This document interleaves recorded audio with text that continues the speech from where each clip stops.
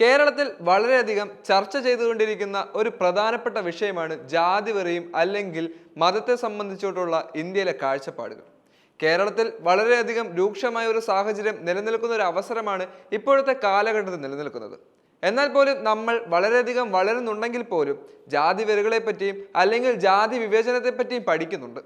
എന്നാൽ നമ്മൾ എപ്പോഴെങ്കിലും ജാതി എങ്ങനെയാണ് അല്ലെങ്കിൽ ജാതി മതം കുലം അങ്ങനെയുള്ള കാര്യങ്ങളെല്ലാം എങ്ങനെയാണ് കേരളത്തിൽ ഉത്ഭവിച്ചതെന്നുള്ളത് ചിന്തിച്ചിട്ടുണ്ടോ?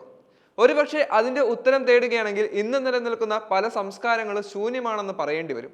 കാരണം ജാതി എന്നത് രക്തമോ അല്ലെങ്കിൽ സംസ്കാരമോ ഒന്നുമല്ല. കാരണം പണ്ടുള്ള കുറെ ആളുകൾ ഇവിടെ വന്ന് താമസിച്ച സമയത്ത് അവരിൽ നിന്ന് രൂപപ്പെട്ട ഒരു വിധത്തിൽ നിലനിൽക്കുന്ന ആളുകളുടെ ഗ്രൂപ്പിനെയായിരുന്നു അവർ ജാതി കൊണ്ട് ഉദ്ദേശിച്ചിരുന്നത്.